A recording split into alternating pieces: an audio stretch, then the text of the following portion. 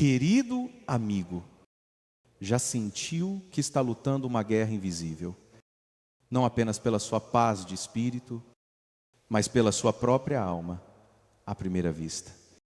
O narcisismo pode parecer apenas um problema de personalidade ou de relacionamentos difíceis. Porém, a realidade espiritual é bem mais profunda.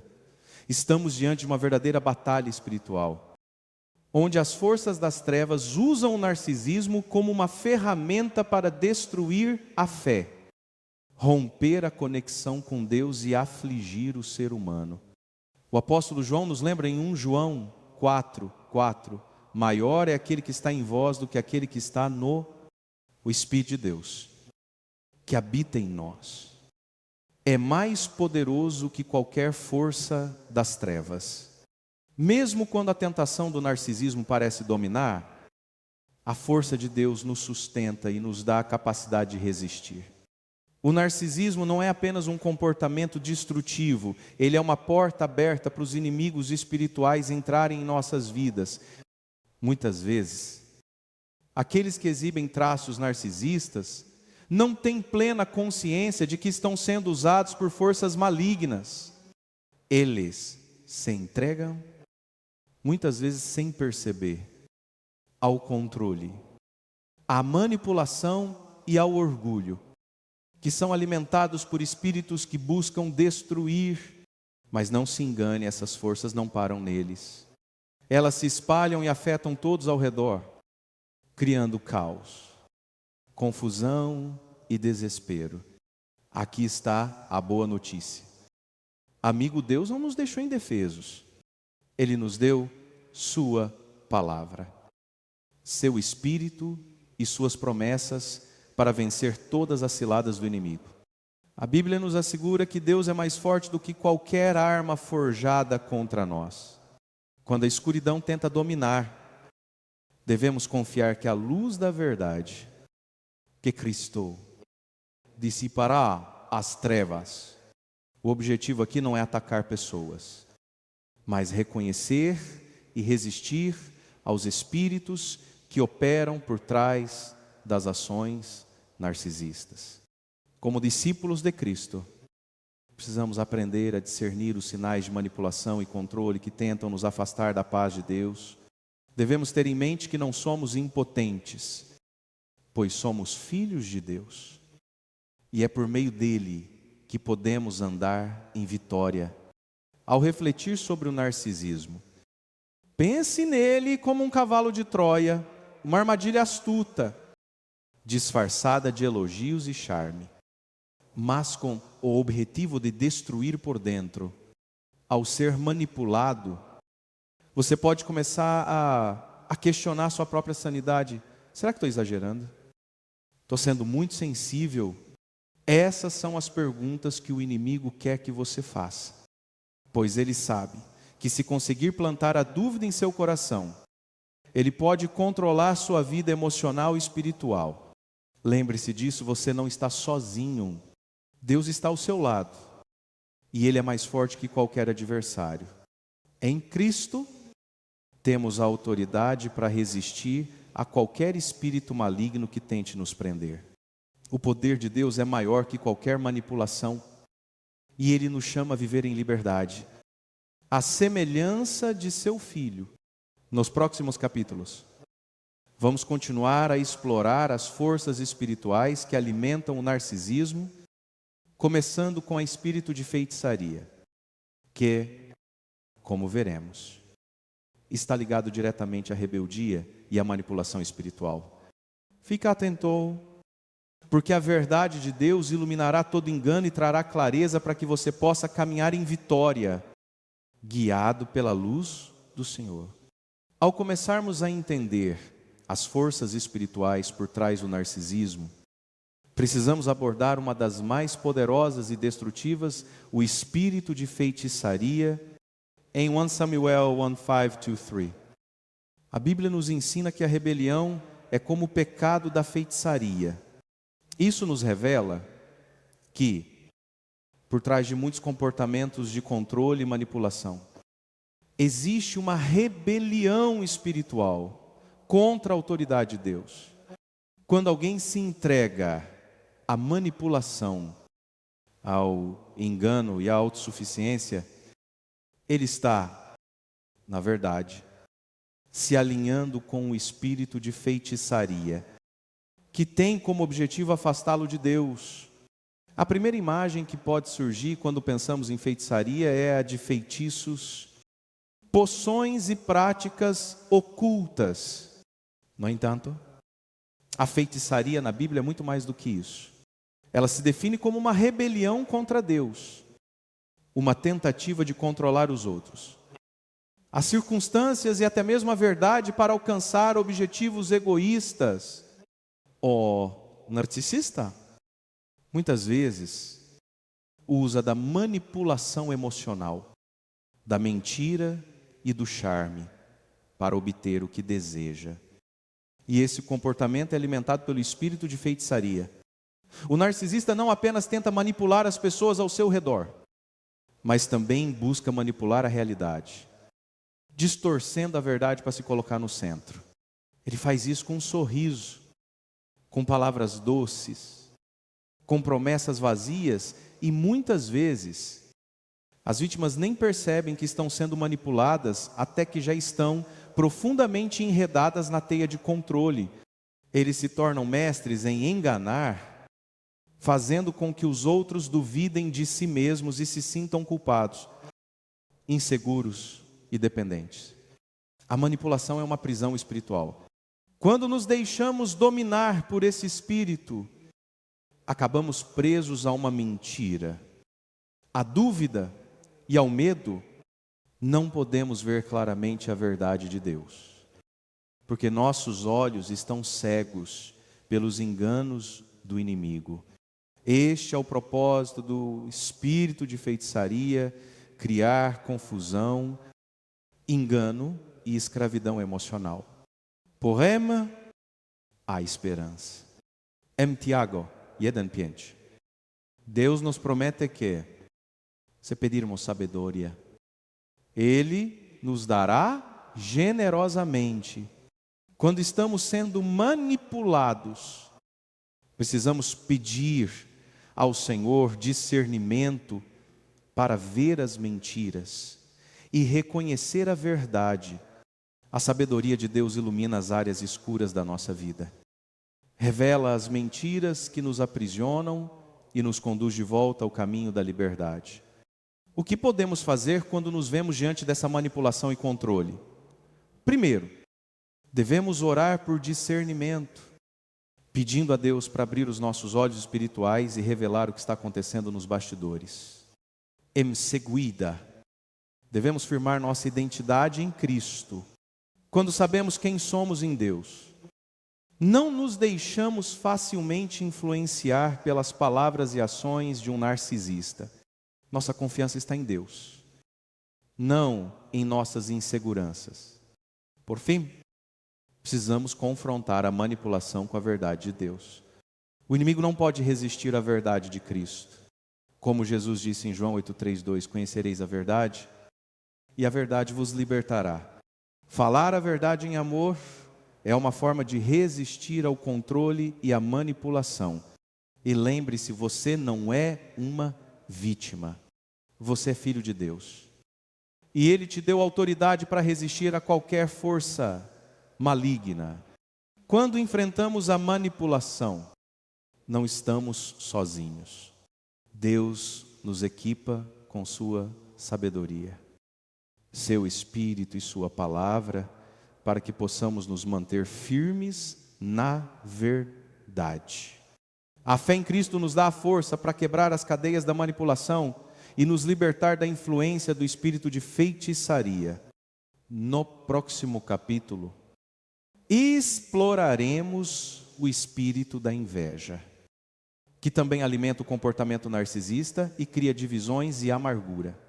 Vamos entender como esse espírito se manifesta e como podemos combatê-lo com o poder de Deus.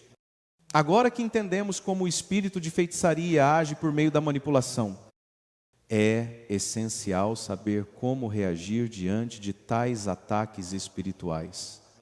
O primeiro passo para vencer qualquer espírito maligno que se manifeste em forma de manipulação é reconhecer a mentira e firmar-se na verdade de Deus. Quando estamos sendo manipulados, nossa visão pode ficar distorcida e podemos começar a duvidar de nossas próprias percepções e decisões. É exatamente isso que o inimigo deseja criar: confusão e insegurança, para que nos afastemos da clareza que vem da verdade de Cristo. Em João 8, 4, 4, Jesus nos diz claramente que o diabo é o pai da mentira e que ele sempre tentará nos afastar da verdade. Narcisista, influenciado por esse espírito, distorce a realidade, faz você questionar seu valor e até mesmo suas escolhas. Ele te manipula emocionalmente, criando um ciclo de dúvida e insegurança. Muitas vezes, a manipulação é feita de forma tão sutil que você nem percebe que está sendo controlado até que já esteja profundamente envolvido. O que fazer então, quando nos encontramos em um relacionamento assim? Como podemos resistir ao espírito de manipulação? A primeira resposta é simples, mas poderosa: orar por discernimento. Tiago 1,5 nos lembra que se tivermos falta de sabedoria, devemos pedir a Deus, que nos dá generosamente. Deus quer nos mostrar a verdade. Ele deseja nos dar discernimento, para que possamos distinguir o que é de Deus e o que é do inimigo. Outro passo fundamental é fortalecer nossa identidade em Cristo. O narcisista tenta minar nossa autoestima e confiança, fazendo-nos sentir inadequados e incapazes. Mas quando estamos firmados em nossa identidade como filhos de Deus, sabemos que somos valiosos para Ele, independentemente das palavras ou ações daqueles ao nosso redor. Em Cristo, somos amados, perdoados e capacitados. Nossa confiança vem de nossa relação com Ele, não das opiniões ou manipulações de outros. Por fim, é necessário confrontar a manipulação com a palavra de Deus. A verdade de Deus é poderosa e capaz de romper qualquer engano. Como Jesus fez no deserto, devemos responder ao inimigo com as Escrituras. Quando nos deparamos com uma mentira, devemos usar a palavra de Deus para combatê-la. Em Lucas 4, vemos que Jesus usou as Escrituras para resistir às tentações de Satanás, mostrando-nos que a verdade divina é nossa arma mais forte. Lembre-se, você não é impotente.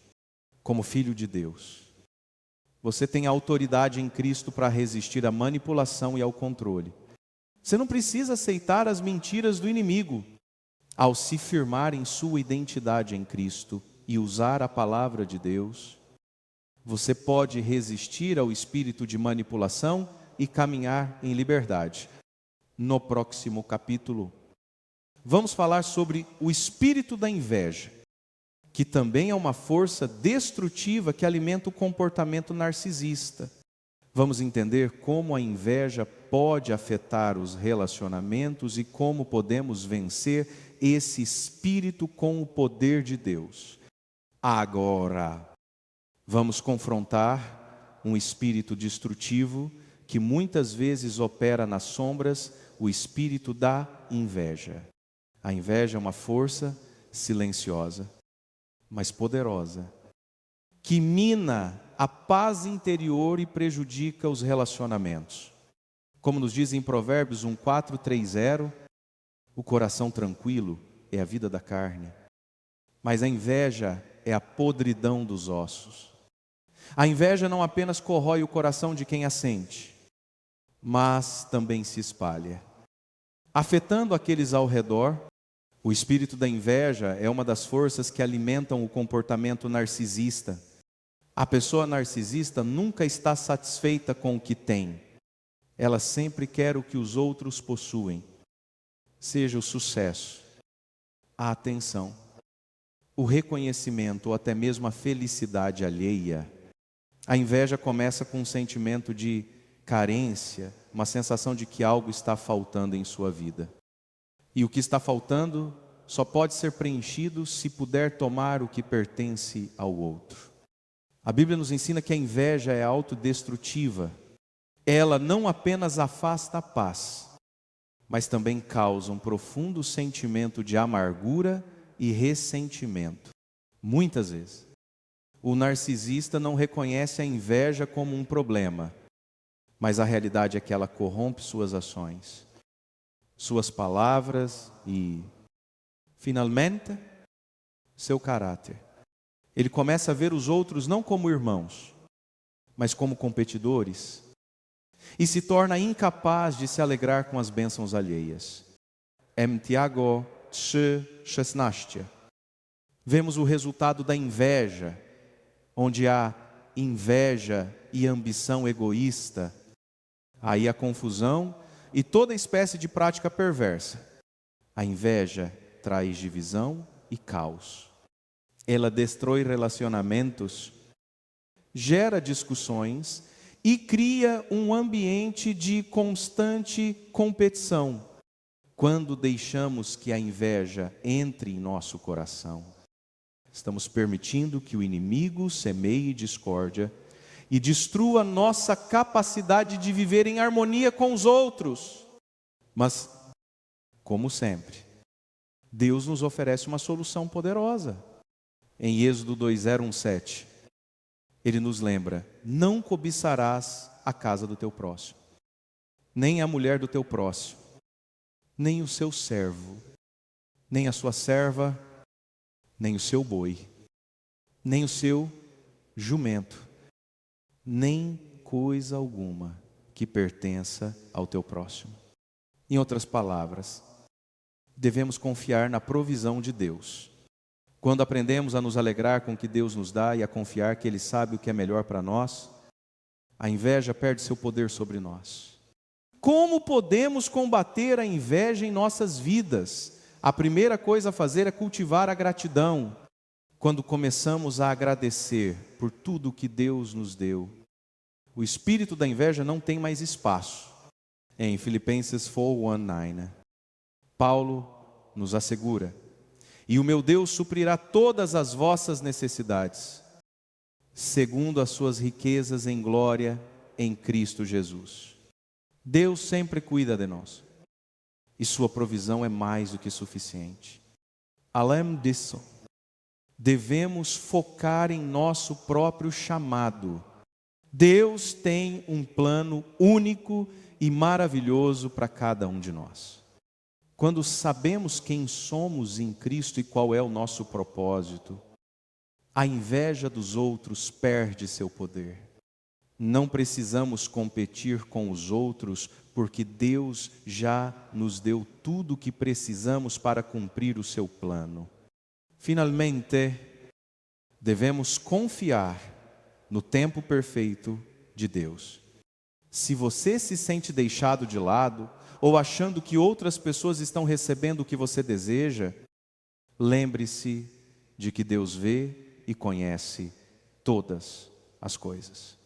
Romanos 8:2-8 nos lembra: sabemos que todas as coisas contribuem juntamente para o bem daqueles que amam a Deus. Deus nunca chega atrasado e Ele sempre tem o melhor para nós.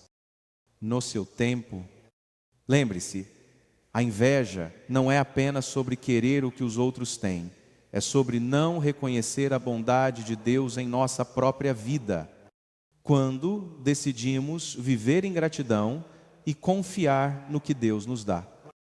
A inveja perde sua força e a paz de Deus preenche nosso coração.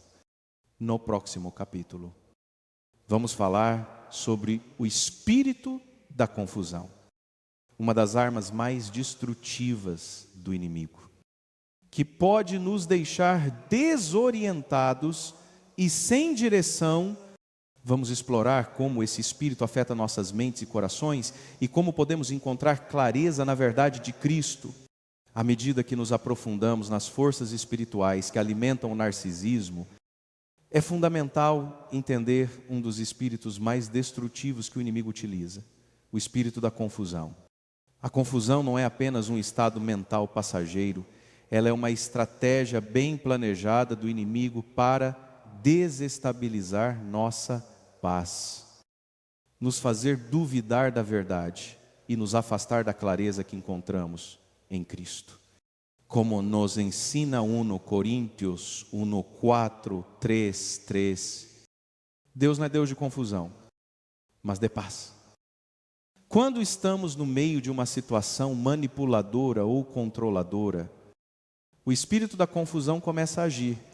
Ele semeia dúvidas, gera incertezas e faz com que questionemos nossas próprias decisões.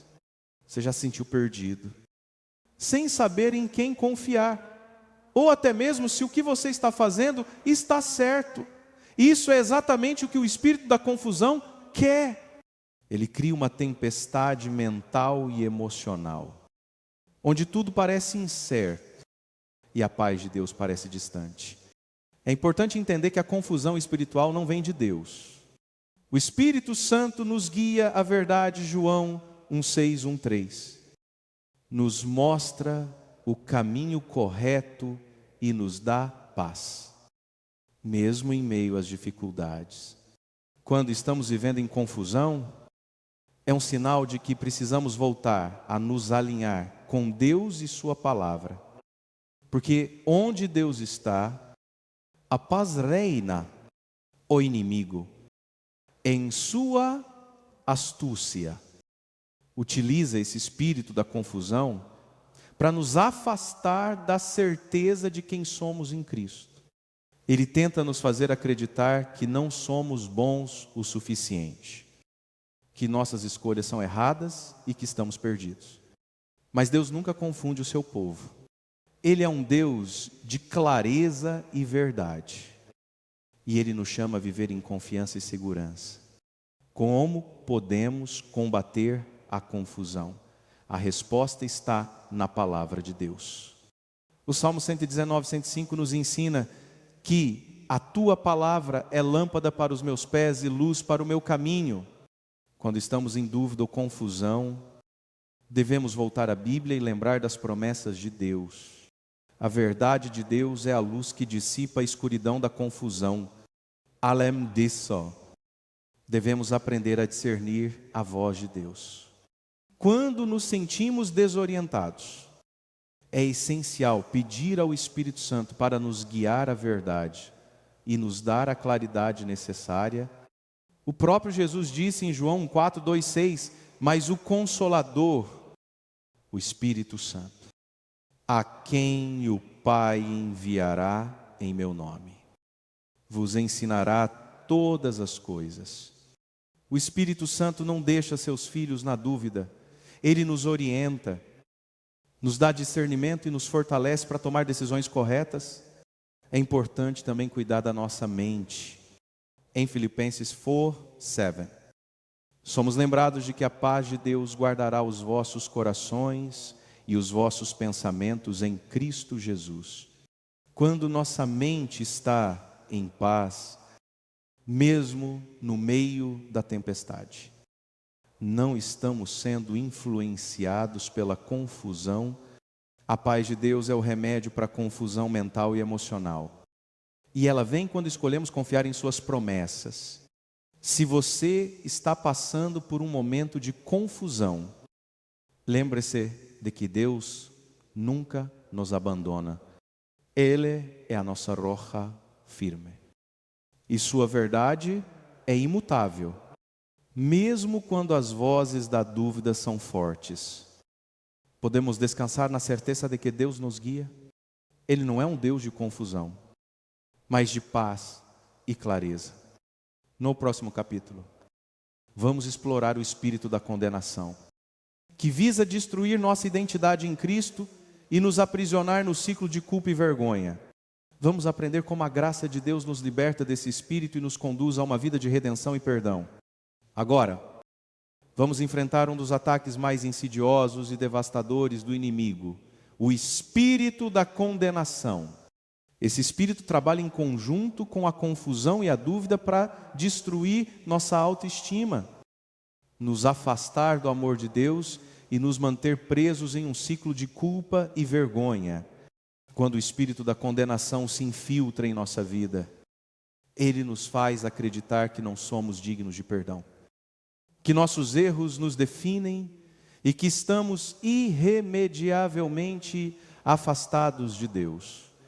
Em Romanos 8:1, encontramos uma das verdades mais libertadoras da Bíblia.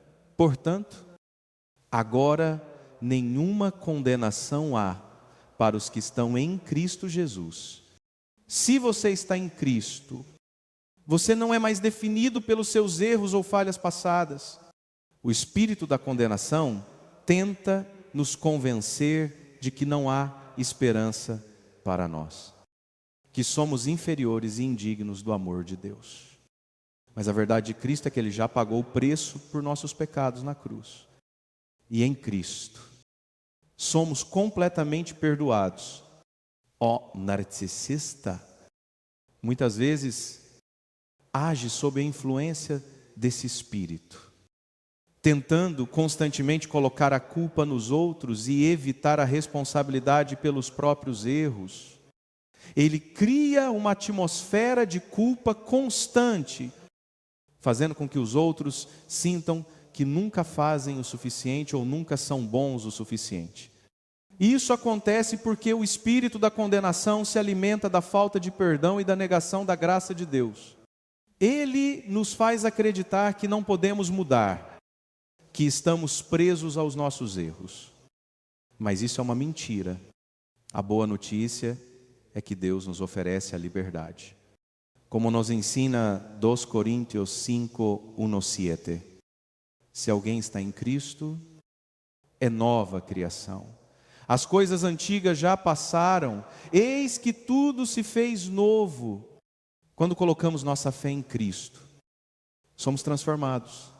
Nossa identidade não é mais definida pelas nossas falhas, mas pelo sacrifício de Jesus, que nos oferece redenção e renovação. A condenação já não tem poder sobre nós, porque fomos lavados pelo sangue de Cristo. Como podemos, então, resistir ao espírito da condenação? O primeiro passo é abraçar a graça de Deus. Precisamos entender que não somos mais escravos da culpa e da vergonha. Deus já nos perdoou. E Ele não nos vê mais através de nossos pecados, mas como filhos amados. Em Lamentações 3:2-23, somos lembrados: as misericórdias do Senhor são a causa de não sermos consumidos. As suas misericórdias não têm fim, renovam-se a cada manhã. Grande é a tua fidelidade a cada dia. Deus nos oferece uma nova chance, uma nova oportunidade de viver na liberdade que Ele nos deu em Cristo. Além disso, precisamos aprender a perdoar a nós outros. O espírito da condenação muitas vezes nos faz ficar presos ao nosso passado, mas Deus nos chama para o futuro, para uma vida nova e transformada. Quando confiamos no perdão de Deus, podemos deixar para trás a culpa e seguir em frente, vivendo na paz e na liberdade que Cristo oferece. É também crucial reconhecer a mentira quando o inimigo tenta nos acusar. O espírito da condenação se manifesta como uma voz constante dizendo que não somos bons o suficiente, que não conseguimos agradar a Deus, que somos indignos de amor. Mas a verdade é que Deus nos ama incondicionalmente e nada pode separar-nos de seu amor. Romanos 8:3-9. Por fim, devemos afirmar nossa identidade em Cristo. Quando a condenação vier, devemos nos lembrar de que somos nova criação, que não há mais condenação para aqueles que estão em Cristo Jesus, e que nossa vida é definida pelo amor e graça de Deus, não pelas nossas falhas. No próximo capítulo, Vamos falar sobre o espírito do controle, que busca dominar e manipular aqueles ao seu redor, mantendo-os aprisionados em um ciclo de medo e insegurança. Vamos explorar como podemos viver em liberdade em Cristo, resistindo ao espírito de controle e vivendo de acordo com o propósito que Deus tem para nossas vidas. Chegamos agora a um dos espíritos mais manipuladores e insidiosos, o espírito do controle. Esse espírito busca dominar, manipular e escravizar aqueles ao seu redor, mantendo-os em uma posição de dependência e submissão. Ele age por meio do medo, da insegurança e da ameaça emocional, criando uma atmosfera de controle e dominância, onde a liberdade é limitada e a paz é constantemente ameaçada. O espírito do controle se manifesta em várias formas. No caso do narcisista, ele tenta dominar os outros para que eles se sintam obrigados a atender às suas necessidades, muitas vezes de maneira disfarçada como amor ou cuidado. No entanto, por trás dessa fachada está o desejo de manipular e controlar as pessoas, não permitindo que elas se expressem livremente ou sigam seu próprio caminho. O narcisista não quer apenas ser o centro das atenções. Ele quer ser o centro de tudo, determinando como as outras pessoas devem agir, pensar e até sentir. Esse espírito pode ser extremamente destrutivo. Ao se verem controlados, as pessoas ao redor do narcisista podem começar a sentir medo de fazer algo errado. Culpa por não atender às expectativas e ansiedade por não conseguirem agradar a quem está no comando. Esse controle não é uma liderança saudável. Elimina a liberdade e a confiança, criando um ambiente tóxico e opressor. Mas, como sempre, a palavra de Deus nos dá a solução. Gálatas 8:1. Lemos: para a liberdade Cristo nos libertou, permanecei firmes, e não vos submetais de novo ao jugo da escravidão. Cristo nos chamou para uma vida de liberdade. Ele não nos deseja presos a ninguém ou a nada que nos tire a paz. O controle não vem de Deus. Deus deseja que vivamos em liberdade, guiados pelo seu amor, e que possamos tomar decisões com base em nossa identidade em Cristo, não em uma necessidade de agradar aos outros ou de atender a demandas que nos escravizam. Como podemos então resistir ao espírito do controle? A primeira coisa que devemos fazer é reconhecer que temos autoridade em Cristo. Quando estamos em Cristo, temos o poder de dizer não ao controle dos outros. Não precisamos viver sob a pressão de alguém que tenta nos manipular, porque somos filhos de Deus e Ele nos chama para viver em liberdade. Ao reconhecermos essa autoridade, podemos tomar decisões mais conscientes e viver com mais coragem e confiança. O segundo passo é estabelecer limites saudáveis. O controle não pode prosperar quando temos limites bem definidos e os respeitamos. Jesus, em sua vida terrena, também estabeleceu limites. Ele retirava-se para orar. Ele não permitia que as pessoas abusassem de sua bondade ou exigissem mais do que ele poderia dar. Em Marcos 1:3, 5. Vemos que Jesus se retirava para orar em segredo, mesmo quando as multidões o procuravam. Estabelecer limites é uma prática saudável que nos ajuda a manter nossa paz e foco. Em terceiro lugar, devemos confiar em Deus. O espírito do controle tenta nos fazer acreditar que, se não estivermos no controle de tudo, algo ruim acontecerá. Porém, a verdade é que Deus está no controle de tudo. Ele é soberano e nós podemos descansar no fato de que Ele cuida de nós. Filipenses 4, 6 até 7 nos diz: não andeis ansiosos por coisa alguma, mas em tudo, pela oração e súplicas, e com ação de graças, sejam os vossos pedidos conhecidos diante de Deus, e a paz de Deus, que excede todo entendimento, guardará o vosso coração e a vossa mente em Cristo Jesus.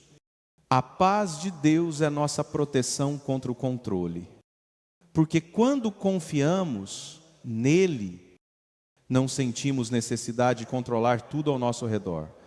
Finalmente, devemos praticar o serviço humilde. Jesus nos mostrou que a verdadeira grandeza vem do serviço e não do controle.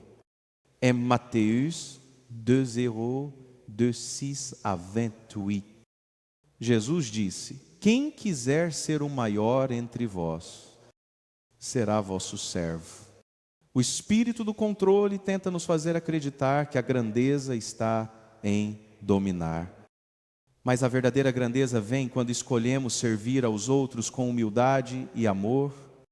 Lembre-se, você não foi criado para viver sob o jugo de ninguém. Em Cristo, você é livre. Você tem autoridade para viver de acordo com o propósito de Deus para a sua vida, sem ser controlado por ninguém. Se você está preso ao controle de outra pessoa, é hora de reconhecer sua liberdade em Cristo e tomar os passos necessários para viver de acordo com a verdade de Deus. No próximo capítulo, vamos falar sobre o espírito da decepção, que é uma das bases do narcisismo. Vamos entender como o espírito de decepção trabalha para distorcer a realidade e como podemos nos libertar das mentiras do inimigo por meio da verdade de Cristo. Agora, vamos explorar um dos espíritos mais poderosos que alimenta o comportamento narcisista, o espírito da decepção. Este espírito distorce a realidade, cria falsas percepções e manipula a verdade para enganar aqueles que ele deseja controlar. Como João 8,4 nos ensina, o diabo é mentiroso e pai da mentira. A mentira é a sua principal ferramenta e ele usa essa arma para nos afastar da verdade de Deus, nos colocando em um ciclo de engano, confusão e escravidão espiritual. Ó narcisista. Por exemplo, frequentemente recorre à decepção para manipular as percepções dos outros. Ele pode se apresentar como a vítima quando, na realidade, é o agressor. Pode se fazer de herói quando, na verdade, está buscando apenas a própria exaltação. A mentira que o narcisista vive e propaga cria uma fachada de perfeição e controle, mas por trás disso há uma profunda falta de autenticidade e uma tentativa constante de distorcer a realidade para servir aos seus próprios interesses. O espírito da decepção é perverso, porque ele faz com que os outros aceitem mentiras como se fossem verdades. Essa manipulação pode ocorrer de maneira muito sutil, camuflada em palavras bonitas ou em comportamentos aparentemente inofensivos, mas, à medida que a mentira vai se espalhando, ela destrói a confiança, divide relacionamentos e cria um ambiente de desconfiança e isolamento. Mas, como sempre, Deus nos oferece uma solução poderosa à verdade. Em João 4,6, Jesus nos diz: eu sou o caminho, a verdade e a vida. A verdade de Deus é a nossa armadura contra a decepção. Quando nos alinhamos com a verdade de Cristo, as mentiras do inimigo não podem mais nos afetar. A verdade é a luz que expõe as trevas e revela o que está escondido. E a boa notícia é que, em Cristo, temos acesso à verdade que nos liberta. Como podemos? Então, Combater o espírito da decepção. O primeiro passo é gastar tempo com a palavra de Deus. Quando nos conhecemos profundamente através das Escrituras, somos menos vulneráveis à decepção. Em João 7:7, Jesus ora ao Pai: santifica-os na verdade, a tua palavra é a verdade. A Bíblia é nossa fonte de verdade absoluta, e ela nos ensina a discernir entre o certo e o errado, entre a mentira e a verdade. Em segundo lugar, devemos praticar o discernimento espiritual. O espírito da decepção tenta nos confundir e nos fazer acreditar em mentiras que distorcem a realidade. No entanto, em 1 João 4, somos instruídos a provar os espíritos e a buscar o discernimento do Espírito Santo. A única maneira de perceber a mentira é estando plenamente atentos ao Espírito de Deus que habita em nós. Ele nos ajuda a discernir a voz de Deus da voz do inimigo e nos dá o poder de resistir às mentiras. Alem disso. Precisamos falar a verdade em amor. Quando confrontados com mentiras, nossa resposta não deve ser a de rebater com mais agressividade ou raiva, mas de falar a verdade com amor e sabedoria. Efésios 4, 1, 5. Somos chamados a falar a verdade em amor, crescendo em tudo naquele que é a cabeça, Cristo. A verdade é a melhor maneira de expor a decepção. E a maneira mais eficaz de resistir ao espírito de decepção é viver e falar com integridade. Finalmente, devemos permanecer firmes em nossa identidade em Cristo. O espírito da decepção pode nos fazer duvidar de quem somos em Deus, tentando nos convencer de que não somos amados ou não somos dignos de perdão. Mas, Efésios 2:0, Paulo nos lembra que somos feitura de Deus, criados em Cristo Jesus para boas obras. Quando entendemos nossa identidade em Cristo e somos confiantes no seu amor e em sua obra redentora, as mentiras do inimigo perdem seu poder sobre nós. Lembre-se, a verdade de Deus é mais forte do que qualquer mentira do inimigo. Em Cristo, temos a capacidade de desmascarar a decepção e viver em liberdade. Não permita que o espírito da decepção te escravize. Escolha viver na luz da verdade de Cristo. E você verá as mentiras do inimigo desmoronarem diante de você. No próximo capítulo, vamos falar sobre o espírito da soberba, que é a base do orgulho e da arrogância no comportamento narcisista. Vamos explorar como a soberba nos afasta de Deus e como a humildade é a chave para a verdadeira grandeza no reino de Deus. Agora, vamos abordar uma das raízes mais profundas do narcisismo, o espírito da soberba. A soberba é uma forma de orgulho que se manifesta como uma exaltação excessiva de si mesmo, levando o indivíduo a acreditar que está acima dos outros e até acima de Deus. Como nos ensina Provérbios 1:6, 1:8. A soberba precede a ruína e a altivez do espírito.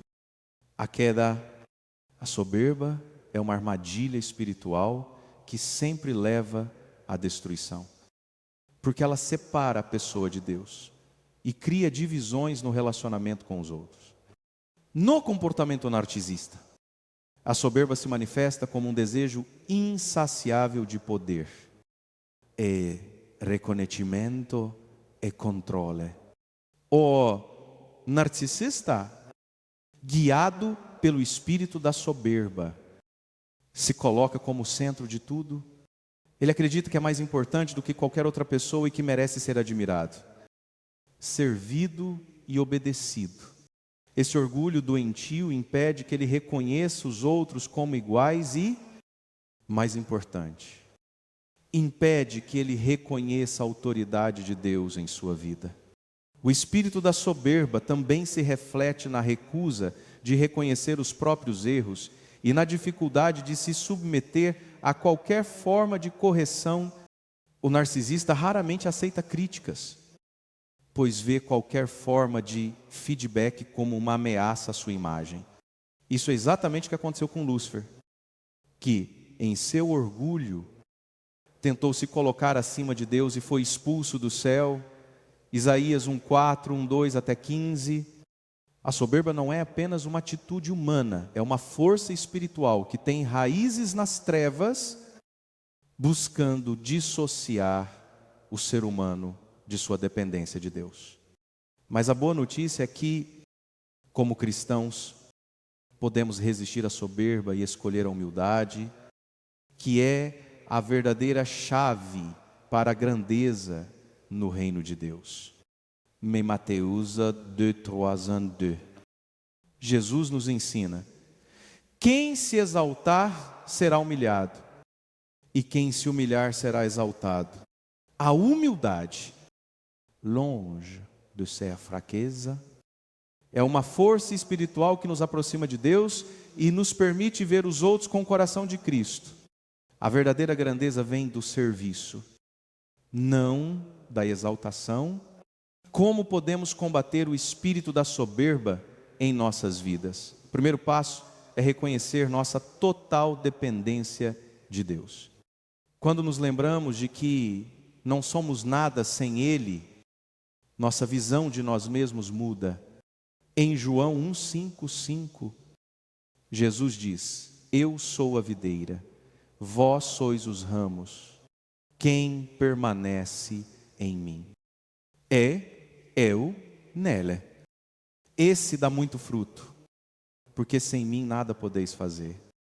O orgulho tenta nos fazer acreditar que somos autossuficientes, mas a verdade é que sem Deus não podemos fazer nada. O segundo passo é praticar a humildade diariamente. A humildade não é uma virtude que cultivamos de uma vez por todas. Ela deve ser praticada todos os dias. Isso envolve reconhecer nossas limitações, pedir desculpas quando erramos e servir aos outros sem esperar nada em troca. Jesus, o Filho de Deus, nos deu o exemplo perfeito de humildade ao lavar os pés dos seus discípulos. João 3, 1-2 até 17. Se o Senhor, sendo o Rei do Universo, se humilhou para servir aos outros, nós também devemos fazer o mesmo. Além disso, devemos evitar comparações. O espírito da soberba frequentemente se alimenta da comparação. O narcisista sempre se compara aos outros para se sentir superior. Em 2 Coríntios 1:0, 1:2, Paulo nos adverte, porque não ousamos classificar-nos ou comparar-nos com alguns que se louvam a si mesmos. Devemos nos lembrar de que nossa identidade não está no que somos comparados aos outros, mas no que somos em Cristo. Ele nos chama a viver para agradá-lo e não para sermos reconhecidos pelos outros. Por fim, devemos orar por um coração humilde, pedir a Deus para nos mostrar onde a soberba ainda pode estar enraizada em nosso coração e pedir sua ajuda para cultivar a humildade em todas as áreas de nossa vida. Tiago 4:6 nos diz: Deus resiste aos soberbos, mas dá graça aos humildes. Quando nos aproximamos de Deus com um coração humilde, Ele nos exalta e nos abençoa com sua graça abundante. Lembra-se, a humildade não é algo que podemos conquistar por nossos próprios esforços. Ela é um fruto do Espírito Santo em nossa vida. Quando nos rendemos a Deus e permitimos que o Espírito nos molde, Ele nos ajuda a viver em humildade e a refletir o caráter de Cristo. Em Filipenses 2:3-4, Paulo nos exorta: nada façais por contenda ou por vanglória, mas por humildade, considerando cada um os outros superiores a si mesmos. No próximo capítulo, vamos falar sobre o espírito do medo, que é uma força destrutiva que muitas vezes mantém as pessoas presas ao comportamento narcisista. Vamos entender como o medo tenta nos controlar e como a perfeita amor de Deus pode expulsar esse medo de nossas vidas. Agora, chegamos a um dos espíritos mais paralisantes que muitas vezes age como uma mão invisível, controlando as ações de muitos. O espírito do medo, o medo, em suas muitas formas, tem sido uma ferramenta usada pelo inimigo para nos manter prisioneiros e desorientados, impedindo-nos de cumprir o propósito que Deus tem para nossas vidas. Timoteu et. Paulo nos lembra, porque Deus não nos deu espírito de covardia, mas de poder, de amor e de moderação. O medo é uma mentira do inimigo que tenta nos afastar da coragem e da confiança que Deus quer que tenhamos. O espírito do medo age em muitos níveis. Para o narcisista, o medo é uma força invisível que o leva a manipular os outros para evitar ser vulnerável.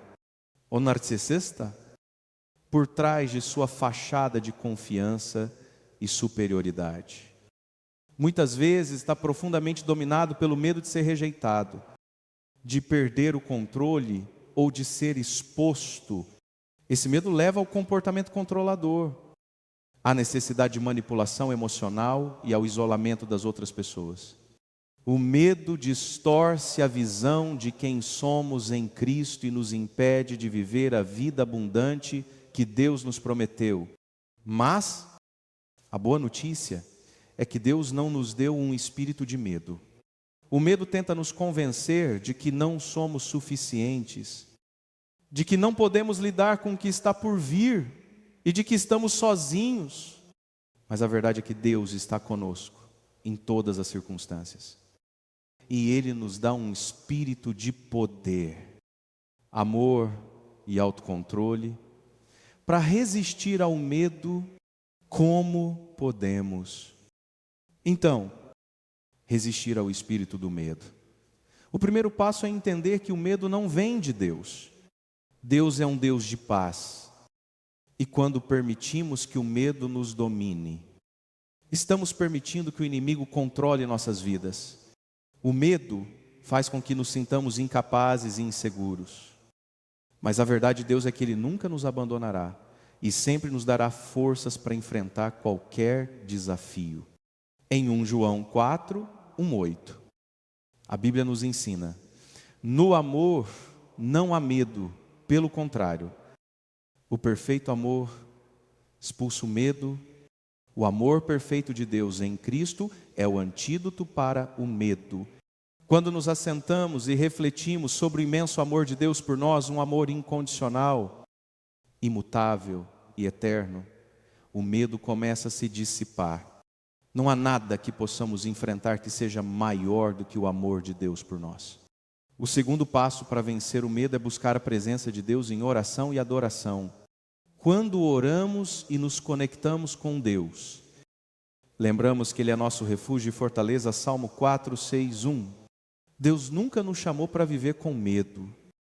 Quando buscamos Sua presença, Ele nos dá paz e força para enfrentar qualquer situação. A oração não é apenas uma forma de pedir, mas também uma maneira de renovar nossa confiança em Deus e recordar Sua fidelidade. Além disso, devemos afirmar as promessas de Deus em nossas vidas. Quando o medo começar a tomar conta de nós, devemos lembrar as promessas de Deus de que Ele está conosco em todos os momentos. Isaías 4:1-0 nos diz: não temas, porque eu sou contigo, não te assombres, porque eu sou o teu Deus, eu te fortaleço, e te ajudo, e te sustento com a destra da minha justiça. Quando o medo vier, declare em voz alta as verdades da palavra de Deus e afirme que você não está sozinho. Deus é sua força e sua proteção. Finalmente, devemos confiar em Deus para nos guiar e proteger. Muitas vezes, o medo surge quando não sabemos o que o futuro nos reserva. Mas Deus, que é soberano sobre tudo, já sabe o que vem pela frente. Em Salmo 2, 3, 4, lemos: ainda que eu ande pelo vale da sombra da morte, não temerei mal algum, porque tu estás comigo. A confiança em Deus nos dá paz, mesmo nos momentos de incerteza. Lembre-se, o medo é uma mentira que tenta nos fazer duvidar de quem Deus é e do que Ele pode fazer. O amor de Deus é perfeito, e é esse amor que nos liberta de todo medo. Quando estamos firmados nesse amor, podemos enfrentar qualquer adversidade com coragem. Poder e confiança. No próximo capítulo, vamos explorar o espírito de controle, um dos maiores inimigos da liberdade espiritual. Vamos entender como o controle nos aprisiona e como podemos viver de maneira mais plena em Cristo, livres da manipulação e da dominação. Chegamos agora a um dos aspectos mais sutis e perigosos do comportamento narcisista, o espírito da manipulação. Esse espírito age de forma velada, muitas vezes imperceptível à primeira vista, mas suas consequências podem ser devastadoras para quem é vítima. A manipulação emocional é um dos métodos mais usados pelos narcisistas para manter o controle sobre os outros, mantendo-os em um estado constante de confusão, dúvida e insegurança. O objetivo do espírito da manipulação é distorcer a realidade e fazer com que as vítimas duvidem de si mesmas, criando uma sensação de dependência emocional e psicológica. Os narcisistas, muitas vezes, usam a manipulação de maneira astuta. Eles podem se fazer de vítimas para ganhar simpatia, ou podem usar a culpa e a lisonja para conseguir o que desejam. A manipulação pode ser emocional ou psicológica, levando as pessoas ao seu redor a questionar suas próprias percepções e a sentir que nunca estão fazendo o suficiente para agradar. Eles podem usar táticas como gaslighting, onde a pessoa começa a duvidar de sua própria sanidade, ou até usar o silêncio punitivo para punir quem não cede às suas demandas. Esse espírito de manipulação busca destruir a confiança e a autossuficiência das pessoas. Ele alimenta a insegurança e cria um ciclo de medo e culpa. No entanto, a Bíblia nos ensina que a verdade nos liberta e que não devemos ser escravizados pela manipulação emocional de ninguém. João 8, 3, 2 nos lembra. E conhecereis a verdade, e a verdade vos libertará. A verdade de Deus é a chave para romper o ciclo de manipulação e viver com liberdade e paz interior. Como podemos combater o espírito da manipulação em nossas vidas? O primeiro passo é reconhecer a manipulação. Muitas vezes, a manipulação é tão sutil que não a percebemos até que ela tenha tomado grandes proporções. Quando começamos a nos sentir culpados sem motivo, ou quando duvidamos das nossas próprias percepções, devemos parar e refletir se estamos sendo manipulados por alguém. O espírito da manipulação cria um ambiente de incerteza e insegurança, e isso pode afetar profundamente nossa paz interior. No entanto, ao reconhecermos a manipulação, começamos o processo de libertação. O segundo passo é firmar-se na identidade que Deus nos deu. A Bíblia nos lembra que somos aceitos em Cristo e que nossa identidade está firmada em quem somos diante de Deus e não na opinião dos outros.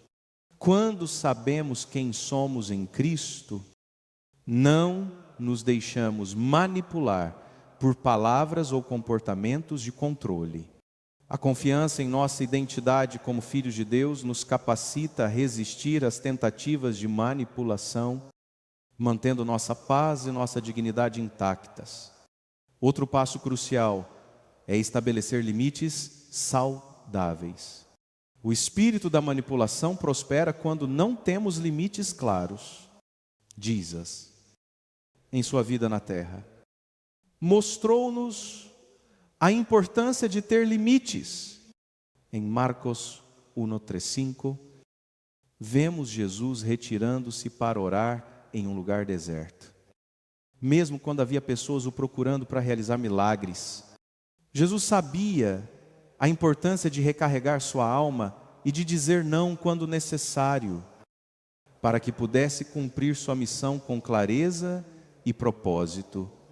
Estabelecer limites não significa ser rude ou indiferente, mas sim ser respeitoso consigo mesmo e com os outros, sabendo quando dar e quando se afastar. Finalmente, falar a verdade com amor é uma forma poderosa de resistir à manipulação. O inimigo tenta nos calar e fazer com que aceitemos suas mentiras, mas a verdade de Deus é a nossa arma mais forte. Efésios 4:1-5 nos ensina a falar a verdade em amor. Quando confrontamos a manipulação, devemos fazer isso com graça e firmeza, lembrando-nos de que nossa luta não é contra carne e sangue, mas contra os principados e potestades que buscam destruir nossa paz. A verdade de Deus sempre prevalecerá sobre a mentira do inimigo. Lembra-se, você é livre em Cristo e não deve ser manipulado por ninguém. Deus nos deu a capacidade de discernir a verdade e de resistir às forças que tentam nos controlar. Quando nos firmamos em nossa identidade em Cristo e vivemos em obediência à sua palavra, somos livres da manipulação e podemos viver com paz, propósito e alegria. No próximo capítulo, vamos abordar o espírito do controle, que busca dominar nossas vidas e nossos relacionamentos. Vamos explorar como podemos viver em verdadeira liberdade, resistindo ao controle e vivendo segundo o propósito de Deus para nossas vidas.